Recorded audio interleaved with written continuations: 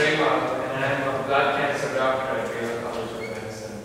And I'm here today to talk to you mainly about blood cancers. 我先介绍我自己啊，我叫梁峰啊，我是那个搞工程的，工程原来在北北干地，我后来做石油了，所以这个领域我昨天前两天拿了以后，我感觉就比较新，所以我花点时间看一看，我就叫我们俩就是怎么商量，就是他讲完这个一章以后呢，我给你翻译一下，所以呢就是说我是尽量就是尊重他这个内容，但是如果说有些地方我不是很清楚的话，希望就是说你们要是说在这个领域有建议的话，你可以提出来。就是他刚才讲一下，他是这个Dr. Lulla，他是北美这个就是血液病和这个癌症的助理教授。然后呢，他今天就是因为我觉得他跟这个北美关系有些联系，然后他就算是花这个时间给大家做一个这个关于这个在血液病，主要是白血病方面的一些这个介绍。So, I wanted to first give you an introduction to what blood is all about. So that's the next slide that shows you that blood is a complex organ, and it consists of red blood cells, white blood cells, platelets, and a fluid part that contains proteins that's called plasma.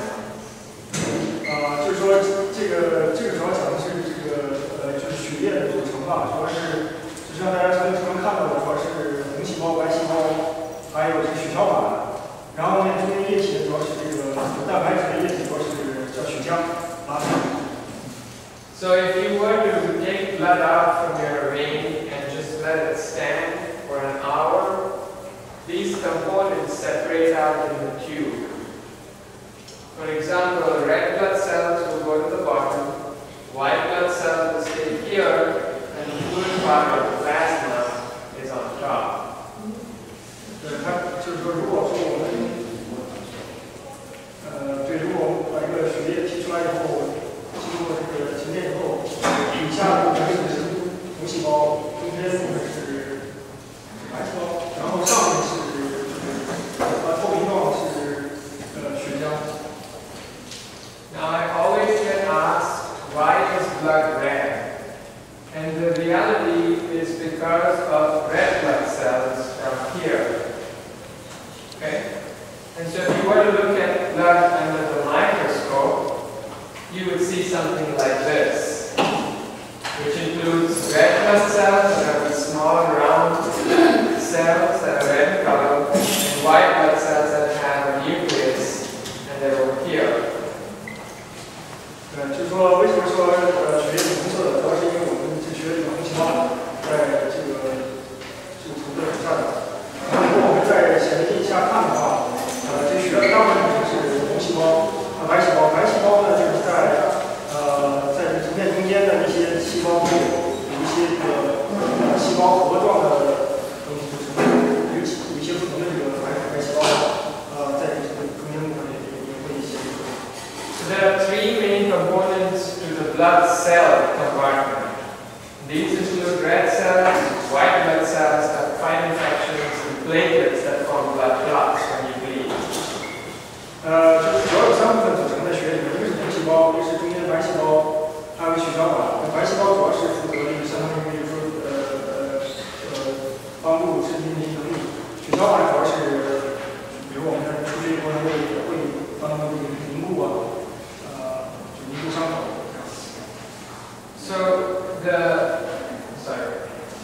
So the red blood cells are red in color because they carry a protein called hemoglobin. I think you all know what hemoglobin is that correct? 就是说这个红细胞的红色，主要是因为它里面有一种蛋白质，就是叫血红蛋白。他就刚才问说，大家知道血红蛋白就是说是什么意思？大家知道这个血红蛋白，主要是它能够携带氧气，然后富含铁嘛。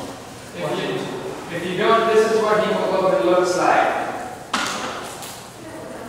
And hemoglobin carries oxygen, and that's why red blood cells are red, because when hemoglobin combines with oxygen, it turns red in color. 血红蛋白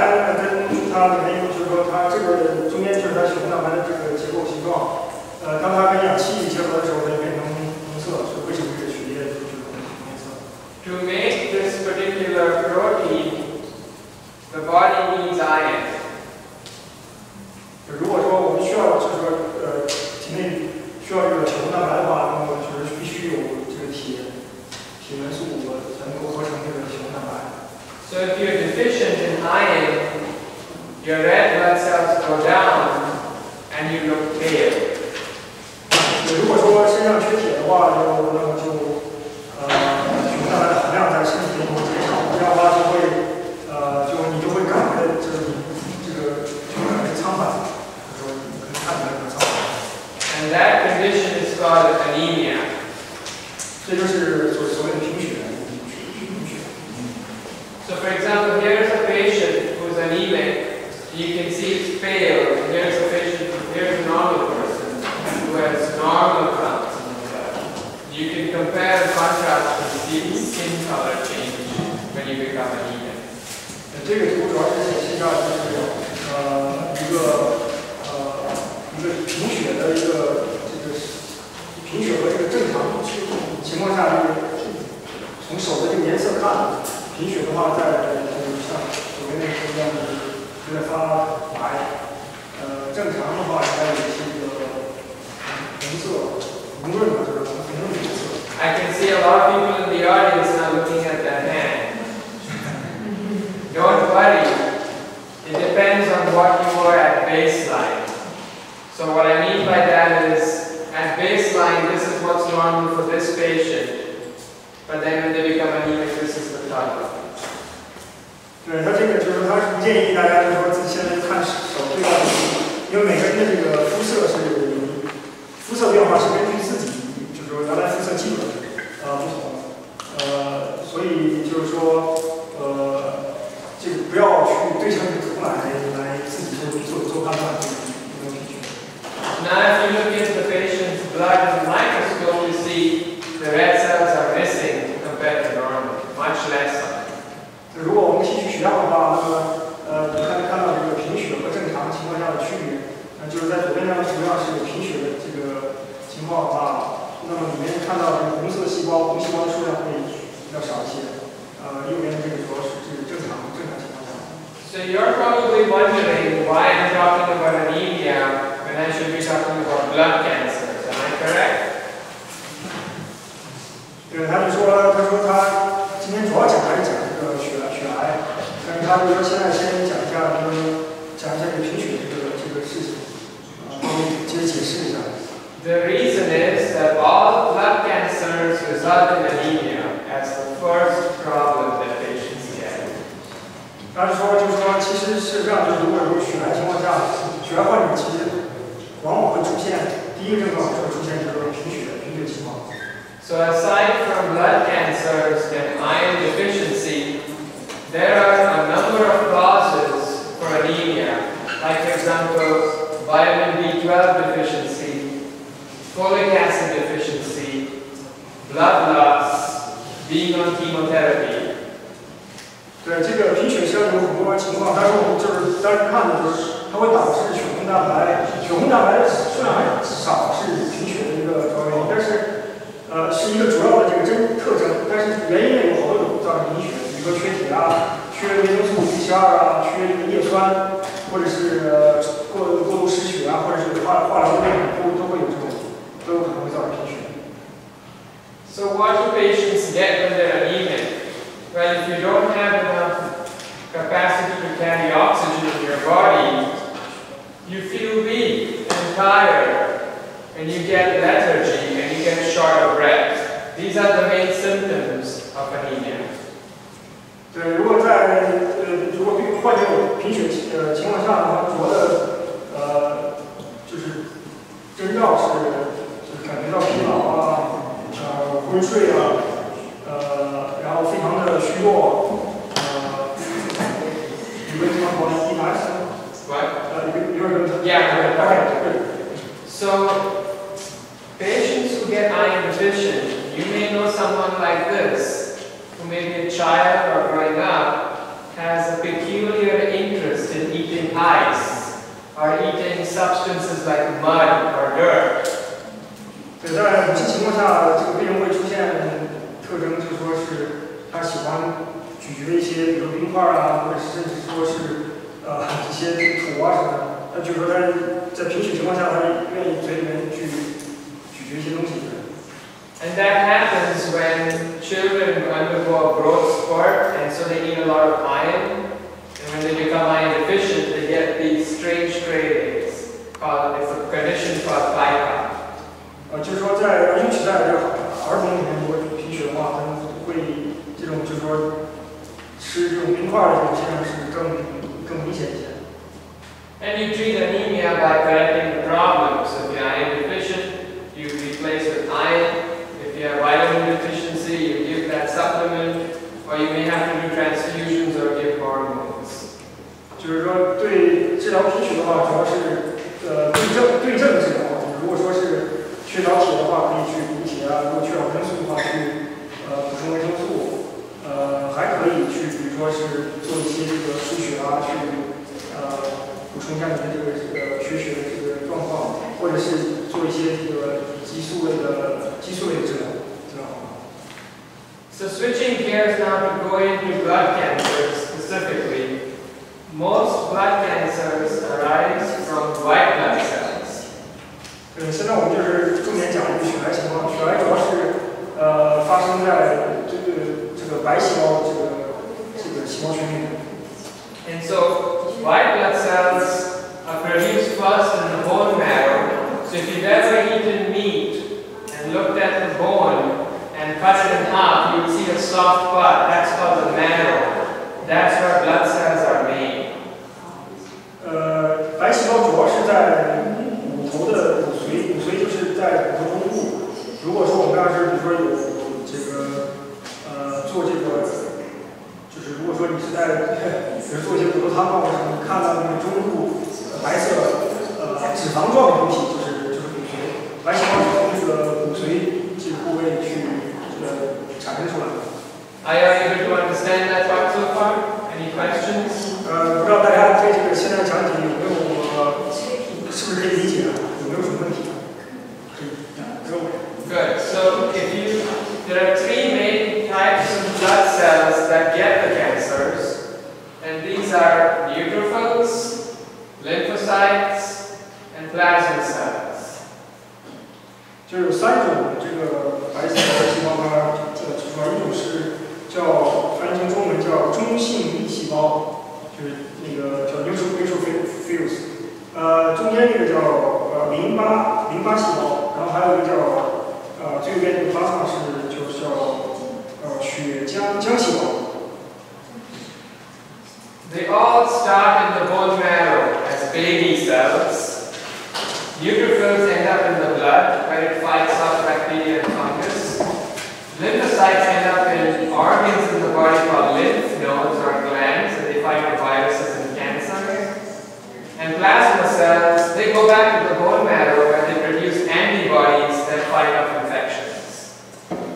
对，这三种不同的这个白细胞各有各的功能。这个最左边这个中性粒细胞，它主要是用来对付细菌或者是真菌感染。中间就是淋巴细胞，它主要是在身体的这个淋巴结部位，比如在颈部啊，或者是锁骨啊，或者是腋窝下，它主要是对抗病毒啊，还有对抗这个癌症。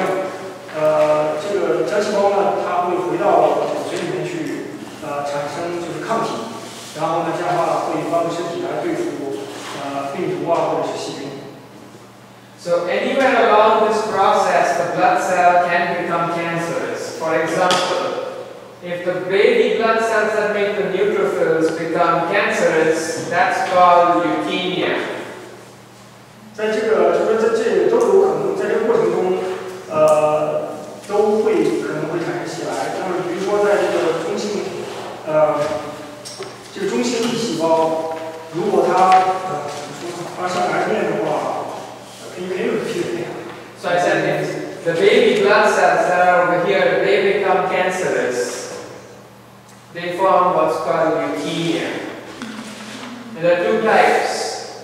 This one and this one. I'll come to which one is each. OK， 就是说骨髓里面的这种叫baby 应该叫就是它的骨髓里面的前期细胞，能够用来产生中性粒细胞或者是淋巴细胞的这些细胞在骨髓里面。如果它发生，它有可能会发生癌变，那么这种情况下就叫白血病。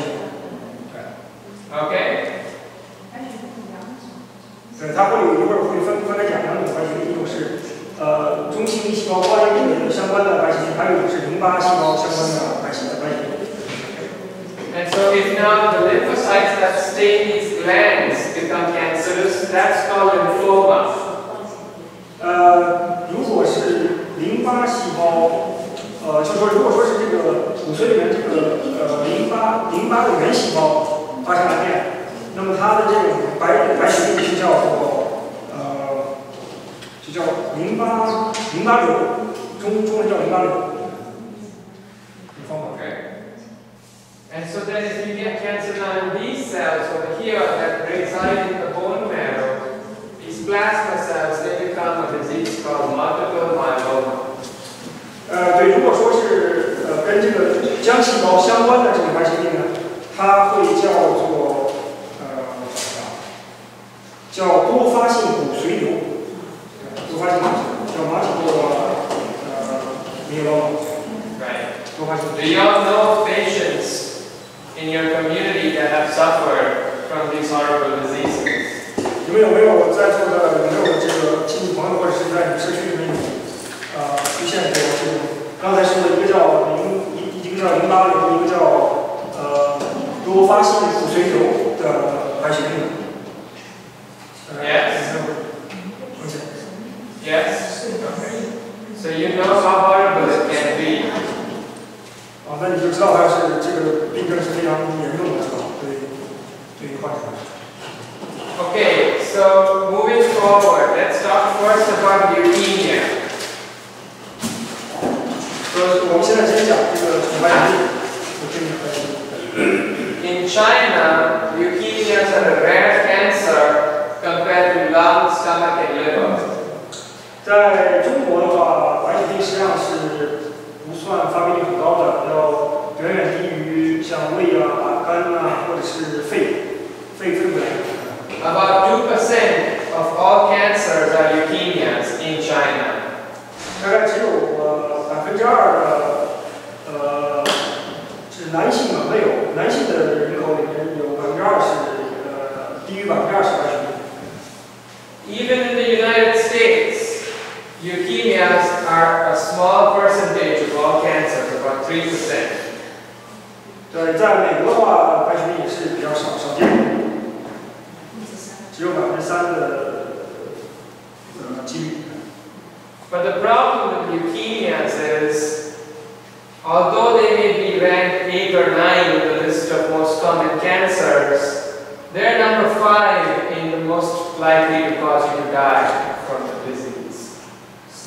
就是说，它这个虽然说这个白血病是大概只是排名第9位的，就是可能发生癌症的这种几率，但是呢，它是就是说它造成死亡的几率还是很高，它大概是第5。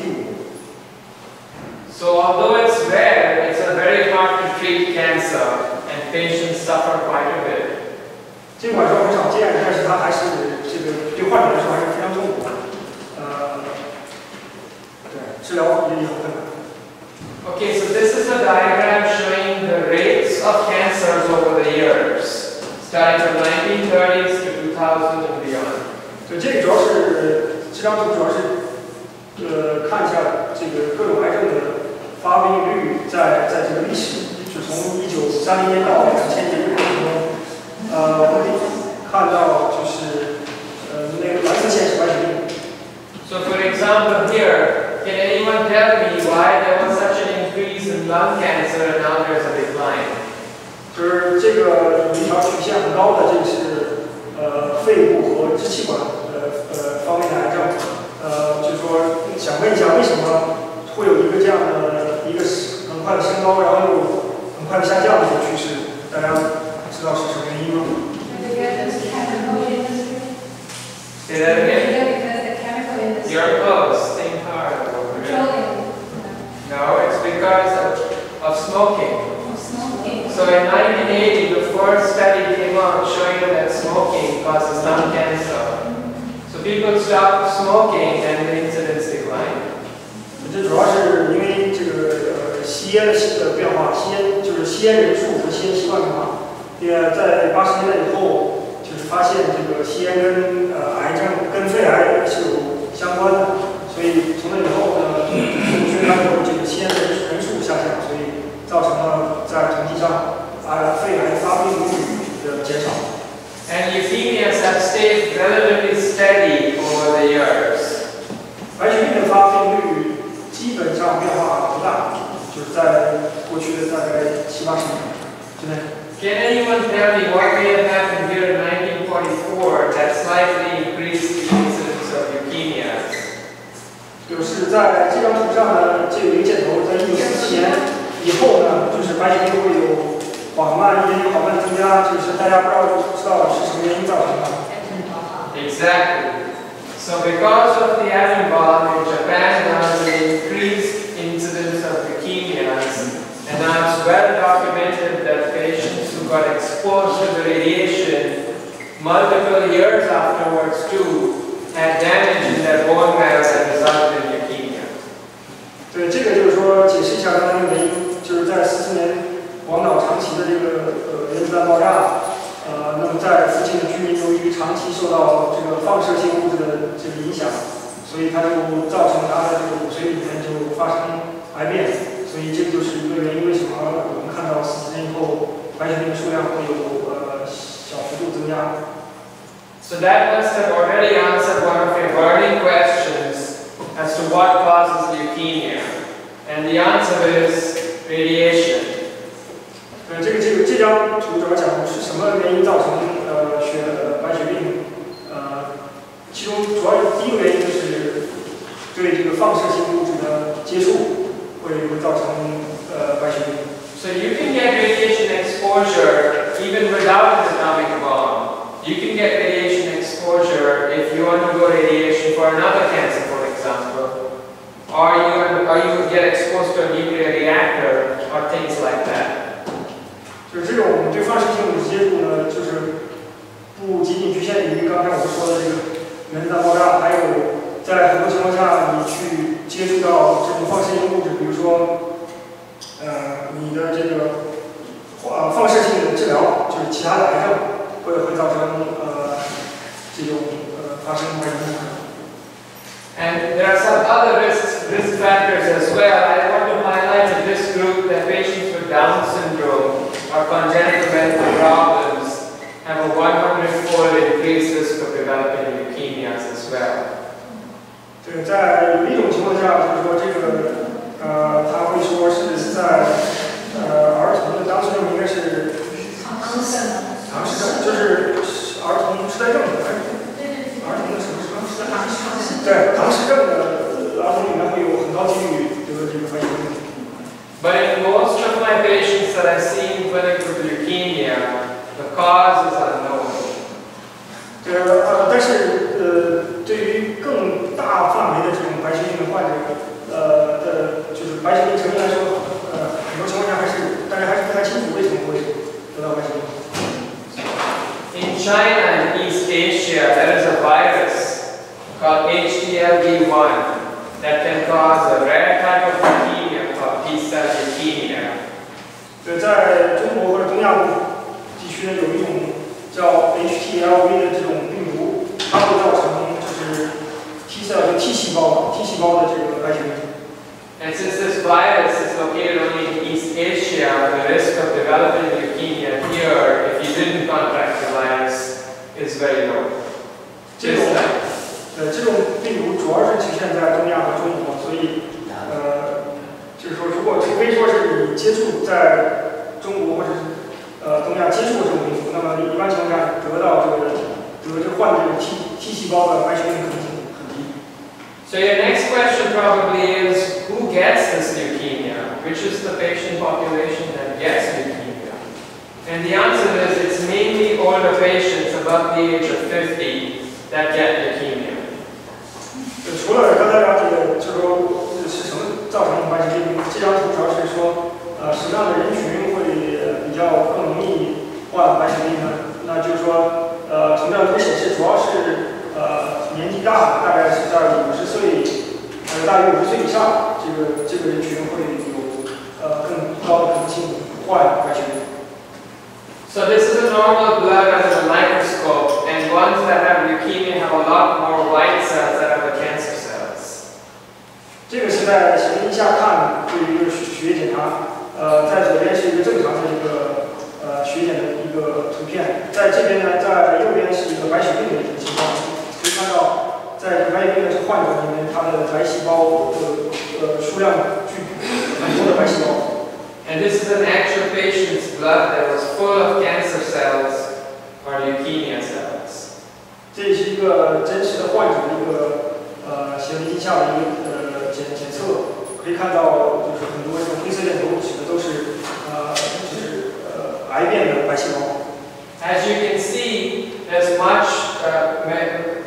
fewer red blood cells and platelets, and so that means these patients are anemic and they're at risk for bleeding because they don't have very many platelets.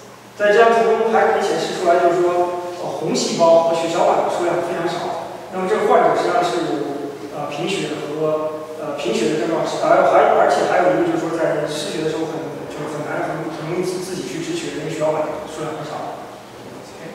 So there are several types of leukemias depending on which cell is affected. The first type I would like to talk about is acute myeloid leukemia. 有好多种白血病，第一个他想讲的就是说，这个翻译成中文是叫急性骨髓性白血病。Most commonly affects older patients. 这种急性骨髓性白血病大部分是影响到年纪比较大的，就是在50岁以上的患者。And like I told you before, these patients are anemic, have a high risk for bleeding, and because their white blood cells are cancerous and don't work right, they get all kinds of infections. 在这种急性骨髓性白血病患者中，最常见的症状第一个就是说是贫血，第二个就是它容易造成这个出血，就比如说出鼻血啊什么的。还有一个就是说它由于它的白细胞是癌变的话，所以它会比较容易患者容易被感染，容易得各种细菌或者是真菌的感染。So it's important to understand these three concepts because leukemia patients' treatment revolves around these three: transfusions to fix low blood counts, platelet transfusions to fix low platelet counts, and antibiotics and vigilance for infections because these patients have susceptibility to infections. 就是针对这些患者的这种病状的话，我们要对这3个方面要有一些针对性的治疗，比如说像第一种贫血的话，我们可能要做一些转输的应该是输血类，去提高它的红细胞的数量。对于这个血小板的减少，我们也是大部分产生这个输入血小板。那么对于这个感染类的话，我们要用一些抗体的一些药物。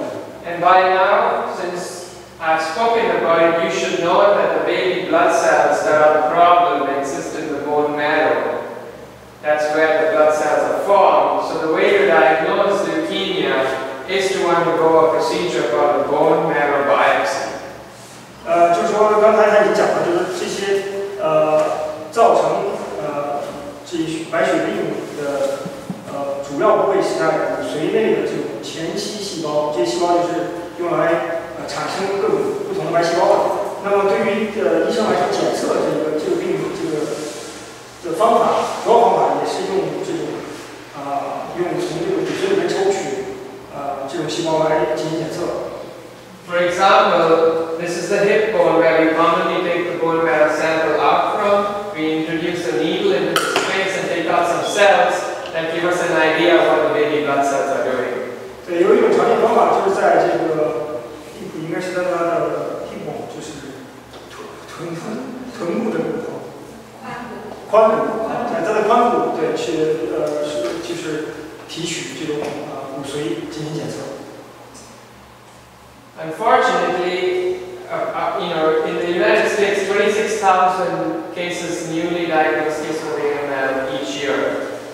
Unfortunately, with chemotherapy alone, only 20% get fully cured of the disease. 在美国大概也有26000个这种病例，就是这种叫急性骨髓性白血病。但是很不幸，就是说，如果是通过化疗的方法的话，大概只有20%的患者可以被治愈。So you're wondering what happens to the other 80% of patients? Well, some of them get referred for a procedure that's known as a bone marrow transplant that can cure some patients. 就是说剩下的话，剩下的80%人有一部分人可以通过这种骨髓的移植来有可能会治愈这种病。Do you all know what a bone marrow transplant is? 就是大家对这个骨髓移植有了解吗？ Okay, so what happens with the bone marrow transplant is there's a healthy donor who donates his or her bone marrow in the same fashion as we collected the bone marrow from this patient. 对这种，其实我解释一下，因为我常见，这个应该叫异基因造血干细胞移植方法，就是说从一个健康的一个 donor， 就是健康的一个骨髓捐献者，体内有同样的方法，就是刚刚检测方法，我们提取这个骨髓，他的骨髓，然后就是说，然后这是我的这个骨髓来源的，所以它叫一体的这样，就是说不是从本身产生的骨髓。 And this healthy bone marrow is given to the affected patient. 对这种健康的骨髓呢，再给这种白血病患者。 And this procedure is called a bone marrow transplant. 对这个过程就叫骨髓移植。对。Are you able to understand that? Yeah. Okay. Now the advantage of doing this is you replace the patient's bone marrow, which has the cancer, with someone else's bone marrow that doesn't have the cancer. 对这个好处就是说是把患者 体内的这种癌变化的这种骨髓呢，用健康人的这种健康骨髓来取代。But it's far more complicated than that because the patient and the donor needs to be matched at tissue types before you can do this. 但这个概念虽然很简单，但实际上过程非常复杂，就是需要做一些这种捐献者和患者之间的一种 类型的匹配。 And then studies have looked at patients who've undergone transplants and found that about more than half of them are dead at 5 years after undergoing the transplant for myeloid leukemia. 对于这种骨髓性白血病来说呢，大概就是说有54%的人还会就是说会死亡，在这个就是骨髓移植5年之内。You might think this is a bad outcome, am I correct? Yeah. But remember this, that those patients without the transplant would not even be alive. It would be about less than 1% chance of being alive if they didn't get the transplant. So you would save 46% of patients' lives by doing the transplant. 对这个结果可能看起来是比较还是比较让人失望，但是呢，如果我们不做骨髓移植的话，大概只有不到1%的人可能会被治愈。所以在这种情况下来说，我们如果看到最后还有46%的人通过骨髓移植获得新生。So overall, if you take all patients with acute myeloid leukemia, by 5 years, 60% are alive, and the rest all unfortunately die from the disease. 对于这种急性骨髓性白血病，总的来看的话，就是说通过治疗的话，还有大概60%的人会治愈，有40%人就很不幸就会死亡。And then if you try to find out who are those patients who are dying, it's mainly the older patients who die because they cannot tolerate the toxic chemotherapy and transplant. 如果我们再细的看，就是说在什么样的年龄段的人群就是说会失败，就是在这个可能会治疗失败，主要是还是年纪大的这个患者，他们就是说不能够身体比较弱的话，不能够经受这个化疗和这个骨髓移植带来的一些副作用，就容易死亡。And because of how rare this disease is, there are no good screening tests like you have for breast cancer to find this disease early. 因为这个东西它本身就是发生的可能几率比较小，所以就没有一个筛检的过程去早期能够发现这种急性骨髓性白血病。Now I want to tell you a good story, and I'm going to talk to you about a type of leukemia called APL. 对，这个就是说，现在我们要讲一种就是一种特殊的一种白血病，然后APL 我翻译一下就是叫急性早幼粒白血病，是一种特殊类型的白血病。These patients had the same outcomes as those patients I just talked to you about with acute myeloid leukemia. These patients with this disease had the same outcome as those patients that I told you about who had acute myeloid leukemia. Outcome you mean in survival. Oh, survival. Yeah. 治愈 ，OK， 就是说这种特殊性的这种白血病，跟生存率跟刚才的就是我们讲的急性骨髓性白血病的生存率是相近的。But the good part of this story is that there was a treatment that was actually discovered in China called arsenic, and it cures almost 90% of patients with this particular type of leukemia.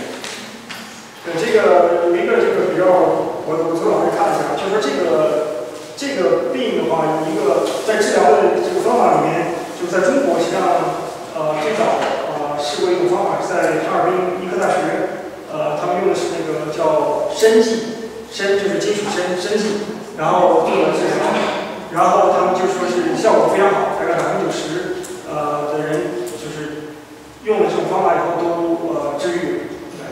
So more patients stayed alive without leukemia after they got this medicine, suggesting that they were cured. 这个我们更多的这个患者呢，从这张表上看的话，他们做的统计数据发现，就是说有很多患者可以，就是说这个是大概是到10年，更多的10年，大概更多10年都活下来，就说明他们觉得这个方法是治疗对于这种急性早幼粒白血病的效果非常好。So now we cannot wait for the Chinese to invent treatments for the rest of the leukemias as well. 他就说是希望能够中国能够发明更多的治疗方法，对于其他种的白血病治疗方法。Okay, so now the next type of leukemia is called acute lymphoid leukemia.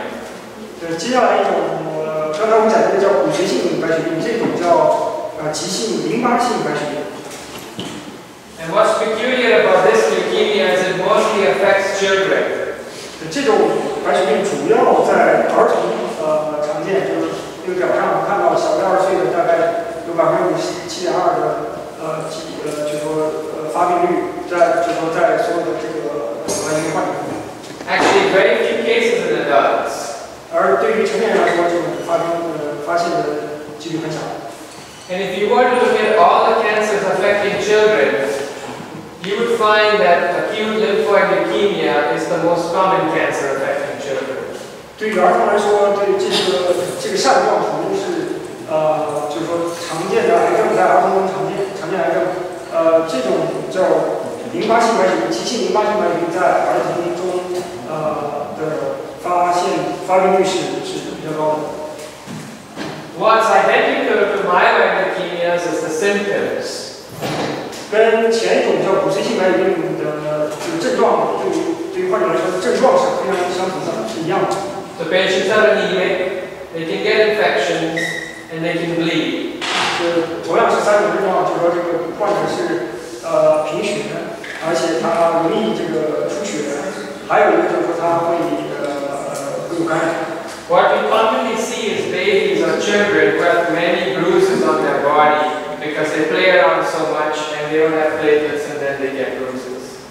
很常见的时候是在这个儿童里面比如他们去玩，会经常发现他们身上有很多这种淤血状的这种情况在皮肤下，这种就是因为由于他身体里缺少血小板，然后他就很难去就是如果是一点很小的受伤，他会很难去止血。And since this is also a bone marrow disease, you have to do a bone marrow biopsy for diagnosis. 对，因为这种病同样是来源于在骨髓里面那种叫早期白细胞造成的，所以要做诊断的话，必须还得要在抽取骨髓来做化验。So out of about 28,000 cases of ALL diagnosed each year, 60% can be cured with chemotherapy alone. 对于这种淋巴性急性淋巴结核来说，每年大概有28000例的病患。那么通过化疗的话，就可以治愈60%的这种病例。And again, those 40% that relapse are required for a bone marrow transplant. 还有剩下40%，它会涉及到重发性的这种癌病。那么这种情况下，可以考虑刚才你们讲，这叫总体，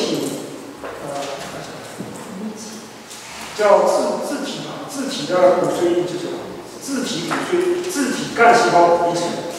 So just a reminder that you take healthy bone marrows and give it into the patient. 这个是前面讲这种，就是说我们在这种叫一体的这种骨髓移植，就是说这种是在健康人体内提取骨髓，然后移植到这个患者体内。But unfortunately, just like myeloid leukemia, the outcomes for ALL are also identical in that more than half with this leukemia will also be dead in 5 years. 这个跟刚才介绍对，刚才介绍对，就是我要说，R 是这个一体，就是说这种即使做了一体的这种骨髓移植以后，大概还有54%的患者会死亡在这个移植以后5年内。So we've covered this type of leukemia and this type of leukemia. Now I want to talk about lymphomas, which is when the lymphocytes go into the glands in the body called lymph nodes. 对，他刚才讲到了2种白血病，但他现在主要想讲的就是说淋巴瘤，就是淋巴瘤这种白血病。And in most cases of lymphomas, their bone marrow is normal. It's the cells in the lymph nodes that have become cancer. 这就是说，在这种情况下的话，骨髓里面的早期白细胞是正常的，但是呢，主要是在淋巴结里面的淋巴细胞发生癌变。Okay, so here's an example. But first, let me highlight. Lymph nodes exist in your neck, these little lumps, you can feel them. Lymph nodes exist in your underarms. Lymph nodes exist in your groin. And lymph nodes exist throughout your body along the major blood vessels. 这个图主要就是解释一下淋巴结在身体的位置。从上面就是在你这个颈部、腋窝下，甚至到你的这个下腹部，还有淋巴结还会在跟你的主要内脏器官。在内脏器官附近都会有淋巴结。There is an actual patient who got lymphoma from MD Anderson was referred to us. And you can see lymph nodes swollen in the chest, lymph nodes swollen in the abdomen, lymph nodes swollen in the groin. 这个图就是说一个真实的患者从安德森医院就是转给他们的，然后这个图呢就是看一下这些黑色部分都是显示出肿大的这个淋巴结在他的身体的这个不同的位置。And so we gave this patient chemotherapy, and all the lymph nodes in the chest and the abdomen disappeared. 那么他们就是说，先给了患者做了化疗，化疗以后呢，可以看到他的腹部还有胸部的这个淋巴结的肿大都消失了。You're probably wondering what is this lighting up over here? Because this is a PET scan, that's the dye that goes into the kidneys and the bladder. So that's normal. 这个就是说，在右边这张图上的一些这个黑色的这个部位，这个其实是正常的，这个主要是他们用的是这个 PET 那个检查 PT 就是 PET 检查，所以他会有一些这个注意一些这种叫示踪剂，然后示踪剂呢会集中在你的这个肾脏部位，所以会造成这个黑色状况。Okay, now lymphomas, as compared in contrast to leukemias, are actually on the rise. 就是说，对对于这个淋巴癌相比较，对于这个白血病来说，淋巴瘤的发病率在逐年增加，在过去的30-40年内。But the number of patients dying from lymphomas has begun going down. 但是这个患有淋巴瘤的致死的这种情况，在90年代末以后，其实是在减少。For example, your chances of being alive from lymphoma in 1975 were 45%. 10 years ago, it's 70% and keeps getting better. 那么就是说，在1975年的时候，患有淋巴瘤的存活率只有45.8%。那么到了2016年，就10年前的话，存活率是70%，现在可能会更高一些，所以这是一个好消息。And this is because nowadays we have really good therapies for this type of blood cancer. 对于这种类型的血癌的话，我们现在有更好的治疗方法。Okay, what are the causes for lymphomas? There's a long list of causes for lymphomas. For example, bacteria can sometimes cause it, very rarely. Sometimes you're born with a problem that causes you to get lymphomas. Patients with HIV and AIDS get lymphomas, and that's why the incidence started going up in the 1980s. As you get older, you get lymphomas, and more recently, exposure to herbicides and pesticides has been linked with lymphomas. 就是得这种淋巴瘤的这个原因有很多种，它这种列举了很多，比如说像一个是细菌类的，还有比如说像他提到这个在艾滋病患者，他也容易得到淋巴瘤，这就是为什么说刚才这张图上你看到就是在80年代左右，患者比较多，增加原因主要是因为那时候有这个当时艾滋病的肺炎人数增加。那么最近发现呢，在环境因素影响，比如说这个除草剂或者是杀虫剂，也会对我们就说普通人会诱发淋巴瘤发病风险。So under the microscope, if you take out one of these lymph nodes, it can have very peculiar appearances. For example, this is one type of lymphoma called follicular lymphoma, and here's another type of lymphoma called mantle cell lymphoma. 如果是说我们把这个患者的血液做一个在显微镜下做检查的话，那么这种还有2种，就是淋巴瘤，我查一下就是专业的，这个一个是第一个就叫滤泡性淋巴瘤，第二个叫mantle cell， 它是叫套细胞淋巴瘤，这2种。And so, depending on what it looks like under the microscope, lymphomas can be classified into many separate types, each having its own prognosis. 这个是世界卫生组织2008年的一个对于这种淋巴瘤的一种分类。我刚才我还查了一下，就是说淋巴瘤之前有一个叫霍奇金，就是霍奇金，它搞了一个叫霍奇金淋巴瘤，然后非霍奇金淋巴瘤，但是最近其实世界卫生组织已经不再用这个分类，我就说它还在条例列出。So, although you may have heard of 2 major types of lymphomas, Hodgkin's lymphoma and non-Hodgkin's lymphoma, there are actually at least 30 types of lymphomas.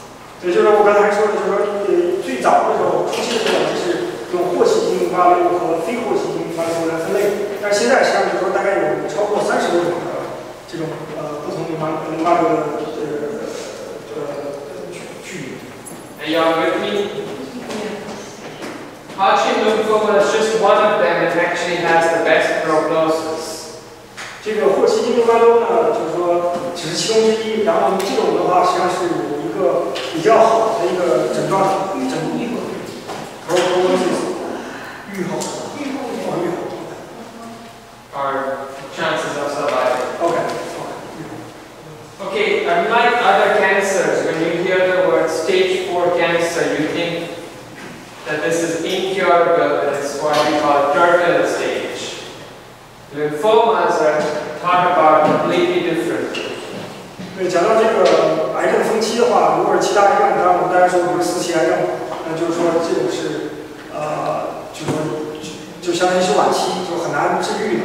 但是对于这个白血病来说，这有不同的地方，就是说这种分期并不会影响你的治愈的这种效果，治愈的结果。So we have, just like any other cancer, 4 stages. However, if you were diagnosed with stage 4 disease, which is right here, your chances of being cured are pretty good still. It's not like it's a death sentence. 对，对于这个淋巴这个瘤的这种分类，我们也是有4种，它主要是根据一个区域，就是淋巴结数量、感染的数量还有区域。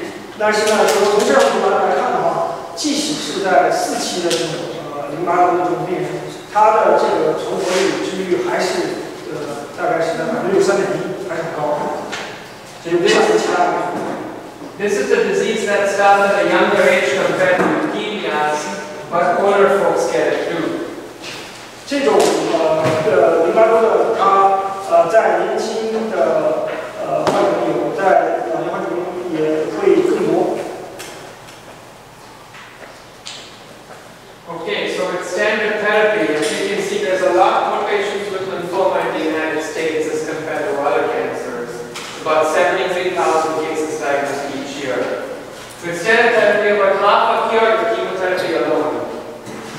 对，这种叫霍奇金或者非霍奇金淋巴瘤呢，在美国发病率很高，是73000人1年。这个比我们刚才看到的像骨髓性白血病和这个淋巴性白血病的患者要多很多。但是通过化疗的话，大概50%的人都可以就是治愈。And just like with all the other blood cancers you've heard about so far, those that do not get cured are referred for a stem cell transplant. 就是说，剩下的就是说50%的人呢，没有办法通过化疗治愈的，还可以去做这种就是干细胞移植，这种叫 auto 就是自体干细胞移植。But what's different with lymphomas, like I told you, the patients technically have normal bone marrows. We collect the bone marrow stem cells from the patient and give it back to the patient. 对，这是我刚才讲叫自体干细胞自体骨髓移植，就是因为在淋巴瘤的这种患者呢，他的骨髓实际上是正常的，所以做这个移植手术的，其实就是通过从身体的正常的骨髓移植出来，然后再移回到你的这个淋巴结部位做治疗。So are you wondering why do we need to do this if the bone marrow is not diseased? 就是你们大家会想，为什么我们要这么做？就是说虽然骨髓正常，为什么这么做 ？Right? So the reason is because if you take out the bone marrow and store it in a fridge or a freezer, you can give the patient very high dose of chemotherapy and radiation to get rid of their cancer, and then give them the stem cells back. You can do such a high dose because you know you can rescue their stem cells if their own stem cells fail.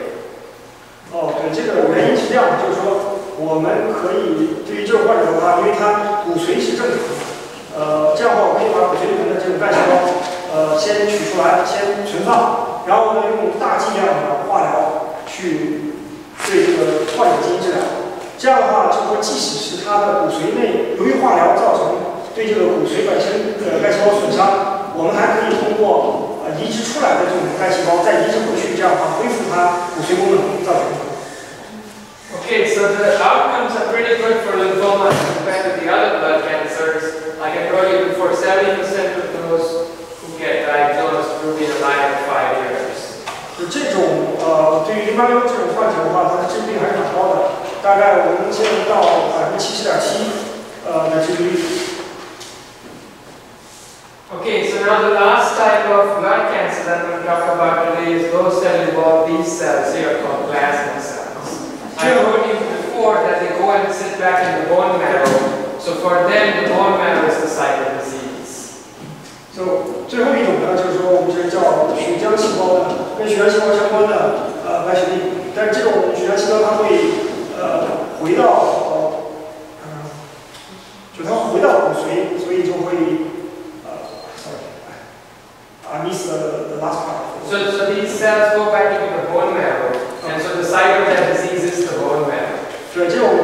浆细胞会回到骨髓去，所以它的这个病变的部位是在骨髓的地方。And that disease is called multiple myeloma. 这种就是比较严重的一种白血病，它的中文的名字叫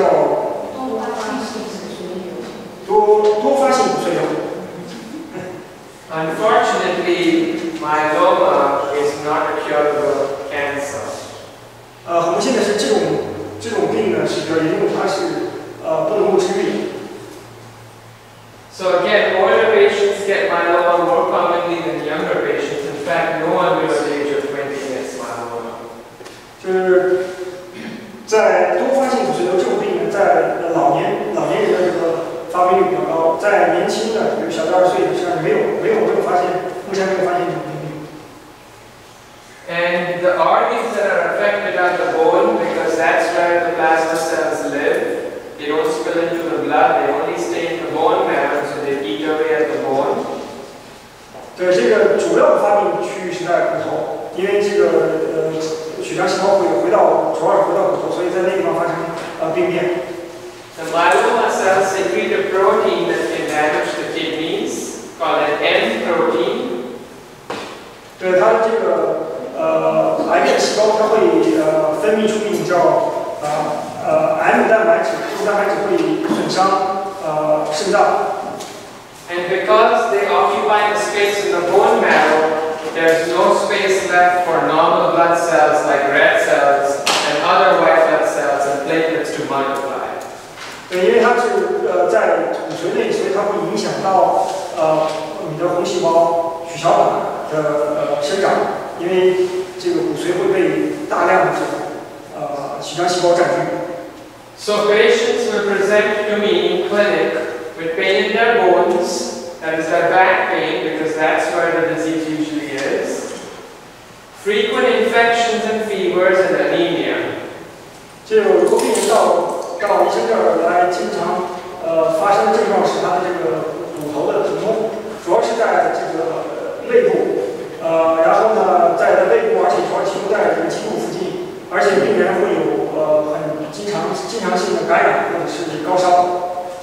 Men are slightly more likely to develop myeloma as compared to women, and we don't know. 男人呢会比女人可能发生这种叫多发性骨髓瘤的可能性更高一点，但是就是说现在还不知道什么原因。So when we have a patient with myeloma, we do a bone marrow biopsy, just like you heard of before. 对，对于这种多发性骨髓瘤的这种诊断，也是跟刚才其实一样的，也是做在髋骨的一个骨髓的提取检查。And we check for this M protein in the patient's blood because their levels can decide the stage and the degree of involvement of the patient. 还有一个就是说，在做一些这个血检的过程中，主要是检测一下 M 蛋白质在血液里的含量。这种情况下，这个其实可以了解一下这个患者白血病的这个就是大概在什么期，在哪个期？对。And we also look at the urine for that same protein because the kidneys excrete that protein. 同时呢，也可以做一些这个尿液检查，因为这种M 蛋白质在尿液中也会存在。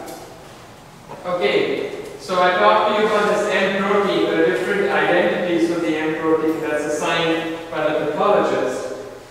But here's more importantly, an example of one of my patients who had these bone lesions, as you can see, from the myeloma.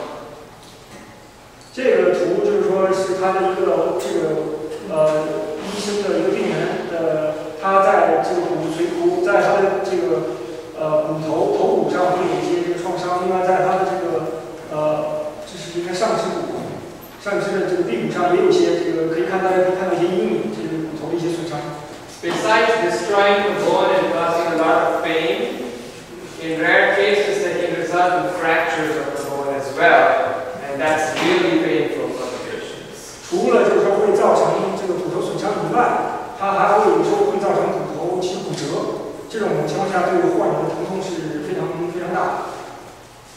So I told you about the M protein. This particular patient had a very high M protein, about 7. Normal is undetectable, so 7 is very for this patient.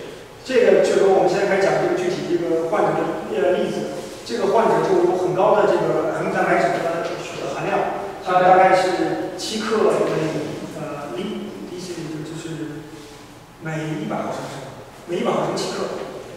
The typical course is, I'm going to highlight, the patient will first get some kind of therapy. We started the patient therapy and it came down the M protein and the patient's symptoms improved.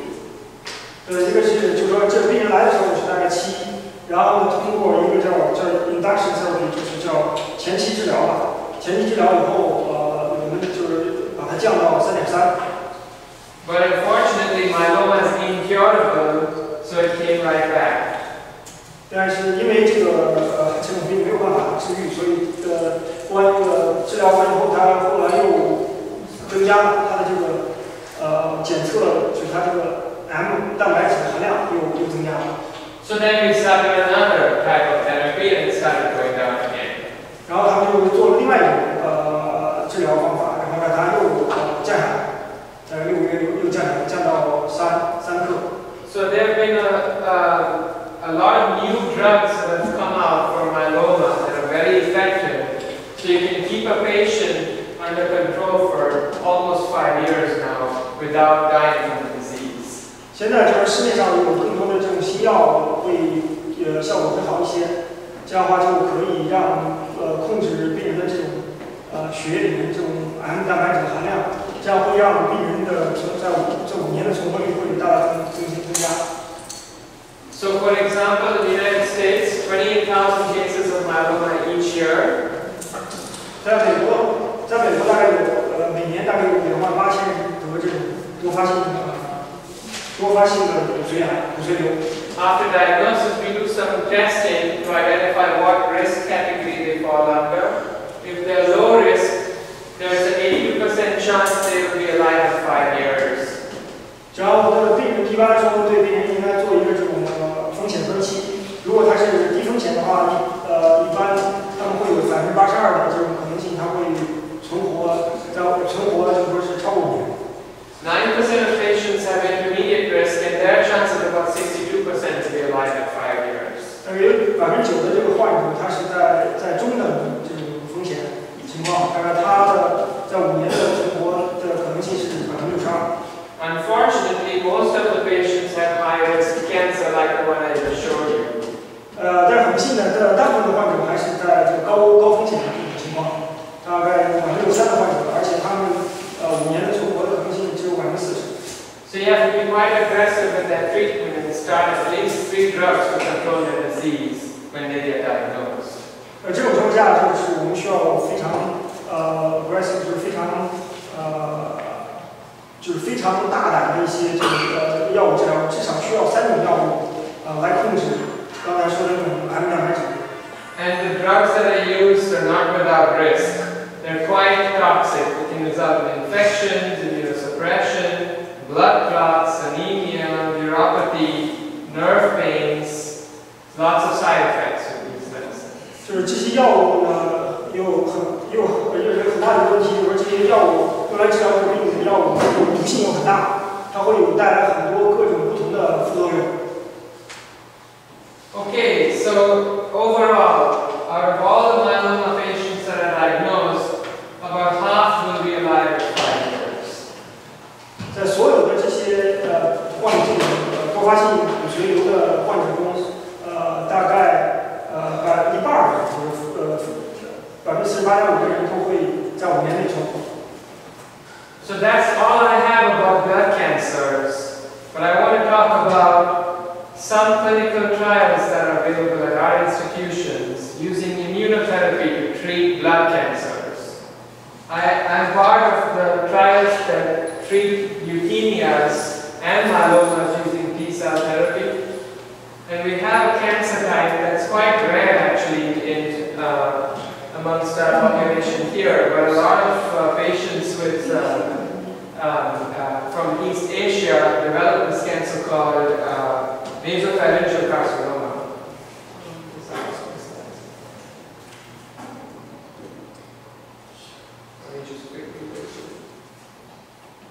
So we have a lot of T-cell therapy studies where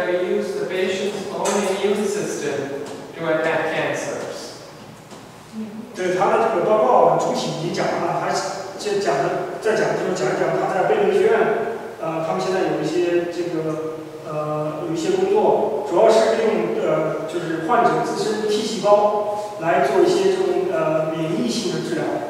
然后他好像讲了一下这个有一些比较很少见的罕见的一些白血病的这种这个我也不太清楚。然后我不太清楚，就是用特殊白血病，但是它的主要研究方向是在 T 细胞的这种免疫性治疗来行。And aside from blood cancer, I told you there's this type of cancer that's common in the Chinese population called nasopharyngeal cancer, occurs in middle-aged men and women. Are you familiar with this type of cancer? It affects the nose and the back of the throat.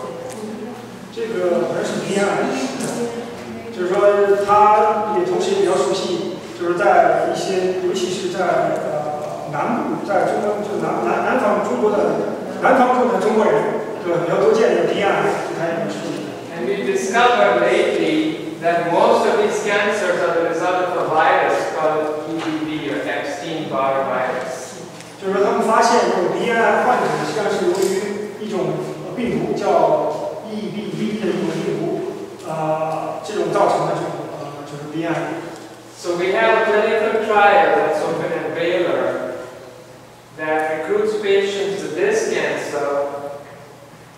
And basically compares the T cells to the chemotherapy because the survival for patients with this cancer once it's spread is very poor with chemotherapy alone. And we've seen in our early trials that these T cells can induce complete cures in more than half of the patients. 就是说，他们现在做一个，就是说是在贝勒医院做一个临床的一个实验，来比较一下用传统的化疗方法和 T 细胞这种免疫治疗方法，对这个鼻癌的这个治疗结果，尤其是 Stage 4，就是晚期的鼻癌患者。那么他们发现呢，这种 T 细胞的免疫性治疗方法，应该说治疗的治愈率的要比化疗要高。I sincerely hope you never have to come onto one of these clinical trials or have someone who you know would want to come on this trial. But if you, by chance and by bad luck, need to help or assist in one of these trials, here's the contact person to contact. She's a research coordinator who filters all the referrals to me. 他希望他不要去得这种病，但是如果说你要是知道有一些人就患有这个鼻癌的这种情况，他把这个贝勒医院的联系人的方式、姓名和联系方法再放底下。 这样大家可以，如果他觉得有需要，咨询这个临床实验的这个治疗方法，或者是参与这个治疗过程的话，可以跟底下这个联系人进行联系。Okay, that's it, and I acknowledge the whole team where I come from at Baylor, and I'll take any questions. 他就是说，这是他最后一张这个报告，就是说感谢一下他的团队，然后希望大家有什么问题可以向他提问。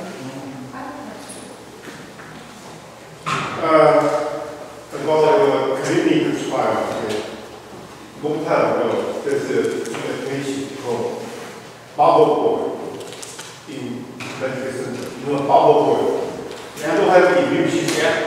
Bubble Boy disease? Yeah. Yeah. You know Bubble Boy? Yes.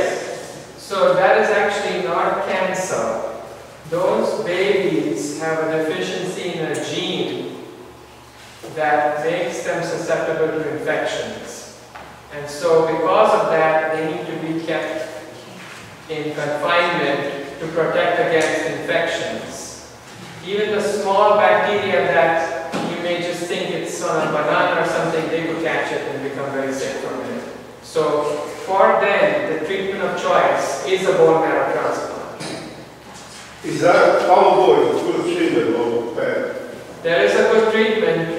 And transplant for the Bubble Boy disease has become a standard of care, and more than 90% of babies who have this disease will be cured with a bone marrow transplant.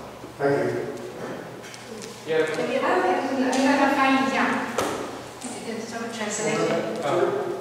Bubble Boy，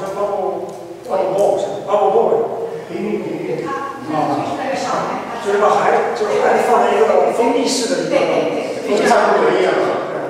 但我不知道你问题跟这个。他知道，他知道。他说这不是血跟血癌有什么关系？我写没有关系，但是他回答了，他说是免费翻译。刚刚连环翻译。我这个刚被打岔了。对不起，他刚刚的意思就是说，这个就是很特殊的那个什么那个小男孩必须要隔离哈，隔离的不能跟外界接触。他那个医生的翻译是说，医生的回答是说，这个不是癌症啊。他说这个人这个小孩子是因为有一种基因的一个那个造成，还有 bacteria 是不是？对，基因的关系造成。所以呢，他必须要就很容易那个感染，所以他必须要隔离。但他说这种状况的小孩子上用那个骨髓移植，刚刚讲光光用是可以治疗的。就是把